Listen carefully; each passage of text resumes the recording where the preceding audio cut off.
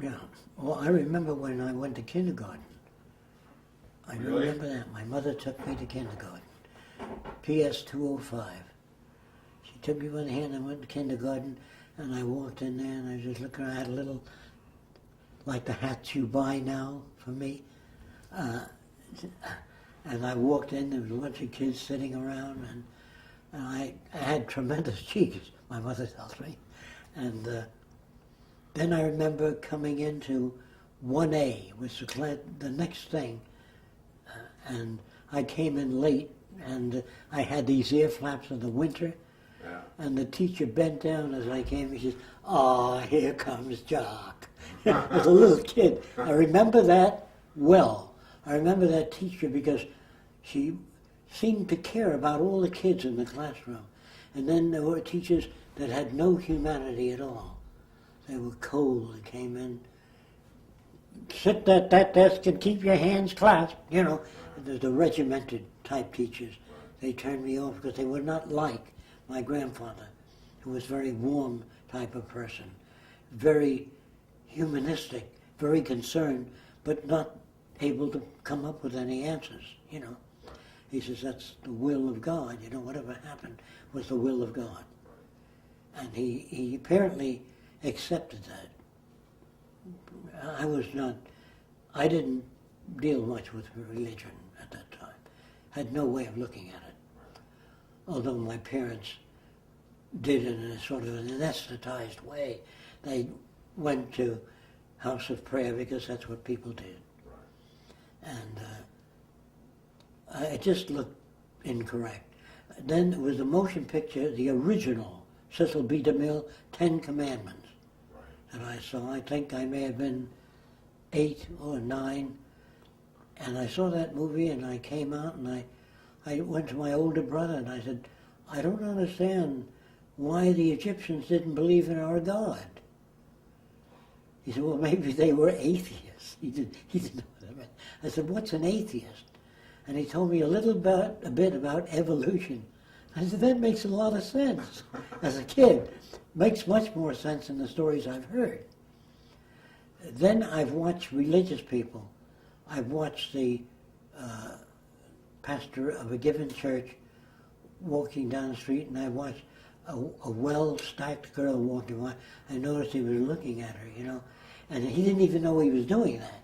Then I noticed a rabbi coming out of a synagogue on a holiday, and there was a couple of bucks or a buck on the pavement, and he kicked it into the bushes because you're not supposed to touch money on Saturday, you know. And then I noticed things like that. They were contradictions. But there were so many funerals in my neighborhood. People were dying, you know, and they didn't live very long. And I noticed the wives crying and screaming behind the hearse, why, in the prime of life, you know, take my son. And they didn't even believe in God. They were supposed, if you believed in God, you know, you'd have they were in a happier place than they could ever possibly be. And you should celebrate the death of a person, you know, if it's not violent or so. But anyway, these people seem to behave in contradictory ways. And they weren't warm, and they did not personify the teachings of Christ or Buddha or Moses. None of them seemed to personify that kind of teaching. When I say none, I mean maybe some of those that went to foreign countries where people were starving and worked for a year, saved up their own money, worked with the church and went there and helped people bandage their legs. Those were the real religious people to me. The others were like investors. After they kicked the bucket, they wanted some kind of security out there, but they also kept money in the bank and their fist on material things and a Bible in their hand. So they seemed to invest in both directions. But being a Christian in behavior was very rare, particularly that time I talked about when I was hitchhiking. And this woman driving a brand new car, she opened the door part of the way. He says, "Are you a Christian?" Very cold like. And I said, "You know, what else?" So she says, "Get in."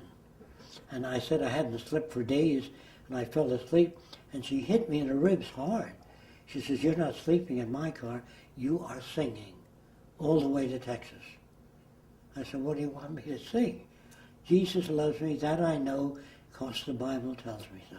That was a strong encounter with, and they called themselves Christians, you know, and she calls herself a Christian. And she didn't know how to be a Christian. She didn't have enough depth. She was like a little girl. She was about 50, 60 years old. But she behaved like a child, had no real in-depth appreciation. In fact, I found Christianity so interesting and so warm, and I wondered why it wasn't practiced. And so then I became interested in social design, because they talked about good and bad people, some are evil, and I saw a movie called The Bad Seed. Did you ever see that? She just saw it the other day for the first time. Really? Oh yeah, I've seen it. It was a terrible motion picture, because they didn't show the factors that made the child that way, just like she was born with some insufficiency. And with a little bit of psychology that I had, I knew that was wrong. I knew then, by the Italian community, when I walked into it, everybody spoke alike. The Italian kids spoke something like, "Hey, where you going, eh? Maron, you know, where, you done that, man, you're a good drawer." If you were an artist, you know. And then when I went into the Jewish neighborhood, there was a neighborhood, separate neighborhood, the kids would say, "Are you making a living? Are you earning a living? Are you making money?" And it was so scarcity oriented, not all of the kids, but many from that community. And the parents says, "What does he do for a living? What did he learn in school?" You know, and the Italian family was, "Come on, they eat, it's good for you. Take it to suspenders and put them out, and they eat the good food." You know, and then the Swedes were very cold. The Swedish community didn't show much emotion. Very few families put their children on their lap, would tell them stories, and either they were brought up to be somewhat ashamed of saying, "I love you," or "I care," or "You mean a great deal to me." And I noticed all these people seemed to be alike. And the Arab community was, your father, he make living, you know, what he do for a living?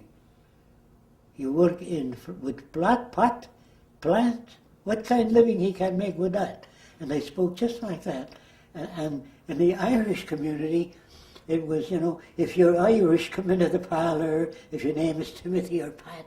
And they were so uniform that it almost appeared like they inherited that pattern of behavior. But then the third and fourth generation, I noticed that the Chinese, when I was very young, they came in town with their hands in their sleeves, and they wore this black thing with buttons all the way up to the neck. And then later, the second and third and fourth generation, yeah, "Hey, Mac, have you got a cigarette?" They spoke the regional dialect. And that, to me, showed the effects of environment upon human behavior.